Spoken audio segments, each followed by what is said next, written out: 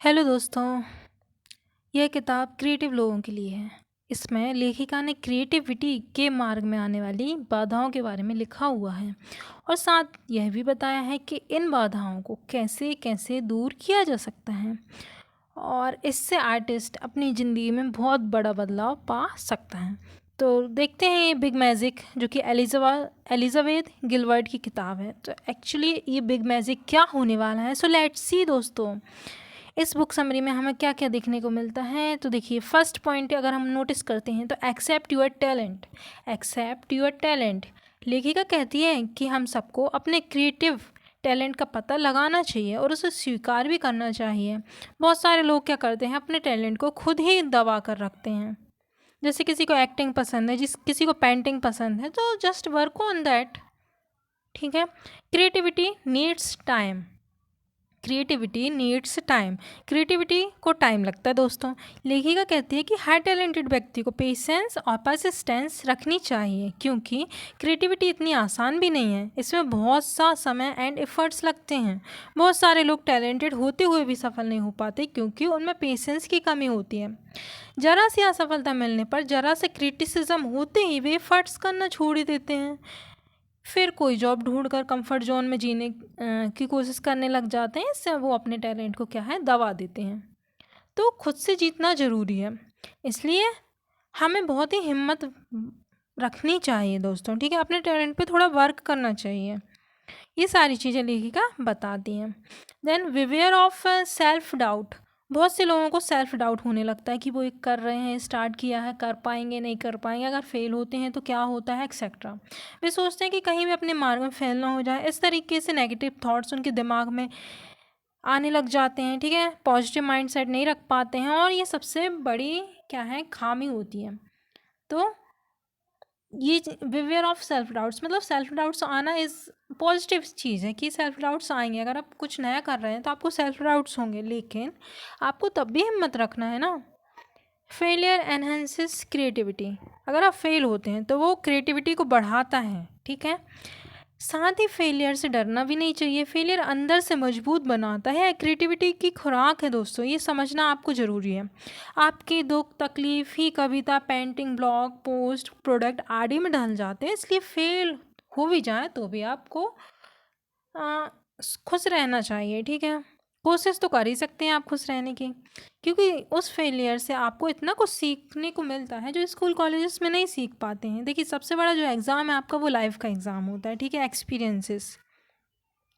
Next point पे अगर हम गौर करते हैं तो ये है आपका इंक्रीज योर इमेजिनेशन। आपके इमेजिनेशन पावर को आपको बढ़ाना है, इंक्रीज करना है। ठीक है, लेखिका कहती है कि हर क्रिएटिव पर्सन को अपनी इमेजिनेशन को बढ़ाना चाहिए। इसके लिए आपको हर दिन कुछ ना कुछ डायरी में लिखते रहना चाहिए, क्योंकि जब हम लिखते हैं ना तो उससे पहले से ज़्यादा हम उसे इमेजिन कर पाते हैं।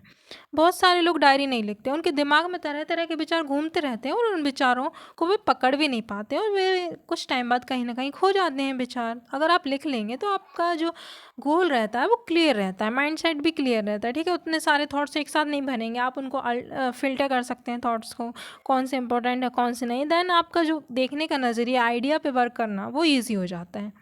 ठीक है, नेक्स्ट पॉइंट पे अगर हम गौर करते हैं तो ये आपका become risk taker. Become risk taker मतलब आपको रिस्क लेने वाला बनना होगा। ठीक है, अगर आपको क्रिएटिव बनना है तो आपको रिस्क लेनी ही होगी दोस्तों।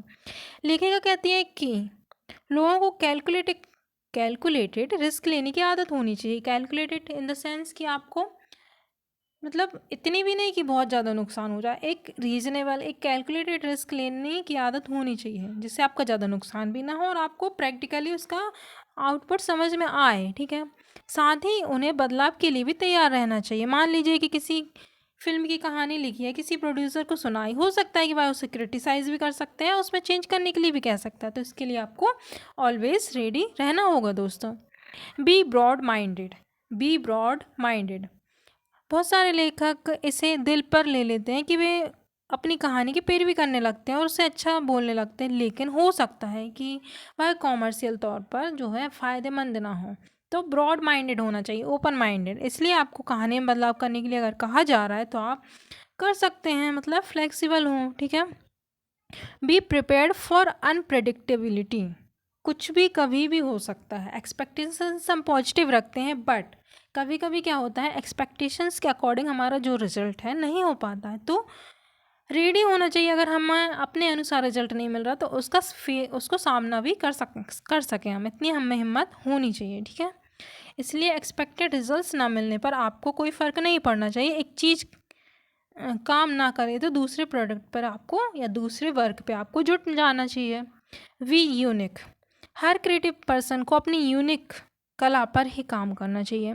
ऐसा ना हो कि आप दूसरों की देखा देखी ट्रेंडिंग जो चल रहा है उस पर काम करने पे लग जाए, नहीं, आपको इनर वॉइस को भूलना नहीं है, ठीक है। किसी की कॉपी कैट बनकर नहीं रहना है, आपको खुद जो आपको लगता है अच्छा, जिसमें आप बेस्ट हैं, वो आपको करना चाहिए, ठीक है। नेटवर्क, बहुत बार क्रिएटिव लोगों को दूसरों से भी नेटवर्किंग करनी पड़ जाती है, इसलिए आपको अपना जो माइंड है ब्रॉड माइंडेड होना चाहिए, ठीक है। और दूसरों की खामियों पर ध्यान ना देकर उनकी खूबियों पर आपको ध्यान देने की जो कला है वो आपको विकसित करना होगा अपने अंदर। जैसे कि आप एक लेखिका हैं और एक फिल्म की स्क्रिप्ट लिख रहे हैं, तो आपको डायरेक्टर के इनपुट्स भी लेने होंगे, ठीक है। अकॉर्डिंग टू द सबके आपको उस काम को परफॉर्म करना होगा। नेक्स्ट है आपका deal with creative block. Deal with creative block, कई बार क्रिएटिव लोगों को क्रिएटिव ब्लॉक का सामना करना पड़ता है। इसका मतलब क्या है, ऐसा लगता है कि सारे आइडियाज़ और सारी जो इंस्पिरेशन है वो ख़त्म हो गई है। तो ऐसा लगने पे आपको घबराने की ज़रूरत नहीं है, बस आप थोड़ा बहुत ब्रेक ले सकते हैं, देन फिर स्टार्ट कर सकते हैं और उस समय आप किसी टैलेंट पर काम कर सकते हैं, ठीक है। तो आपको रुकना नहीं है, ब्रेक लेकर दोबारा उस पर जुट जाना है। फाइंड इंस्पिरेशन, क्रिएटिव लोगों के लिए इंस्पिरेशन यार बहुत मायने रखती है, ठीक है। प्रेरणा कहीं से भी आ सकती है। आप तरह तरह की किताबें पढ़ सकते हैं, न्यूज़पेपर, आर्टिकल्स, कुछ भी पढ़ सकते हैं, लेकिन आपको इंस्पिरेशन मिलनी ही चाहिए, ठीक है, आपके अंदर होना चाहिए। देन रिजेक्शंस आर ओके, अगर आपको रिजेक्शन मिलता है देन यार इट्स ओके ना, इस एक चीज़ में फेल होगा, हम फिर से ट्राई करेंगे, फिर करेंगे, ठीक है। तो यही बात लेखिका कहती है कि कभी भी रिजेक्शन से हताश नहीं होना चाहिए, बल्कि आपको एक नहीं 1000 रिजेक्शंस का सामना करने के लिए हमेशा तैयार होना चाहिए दोस्तों। अगर आपको कोई नो बोलता है तो आप मुस्कुरा कर उसे थैंक यू बोलिए ना, और अन्य व्यक्ति से मिलने जाइए, आप आगे बढ़िए। नेक्स्ट पॉइंट है, अगर हम देखते हैं तो बाउंस बैक, इसका क्या मतलब है। तो अंत में लेखिका कहती है कि सफलता मिलने पर क्रिएटिव लोगों को रेजिलियंस दिखानी चाहिए, ठीक है, और अपने परस्यूट्स पर कभी भी रुकना नहीं चाहिए। इस तरह के हठ धर्मी लोगों की वजह से ही धरती पर नए नए आविष्कार एवं नई कलाओं का स्वरूप पाया है। इसलिए आप भी तब तक लगे रहिए जब तक कि आप अपने गोल को हासिल ना कर पाएँ। तो ये बुक समरी आपकी दृढ़ निश्चय, पावर, मतलब कंसिस्टेंसी, ये सारी चीज़ों पे बेस्ड थी। अगर आपको ये बुक समरी अच्छी लगी दोस्तों, then please like, subscribe my channel and share it. So thank you very very much दोस्तों।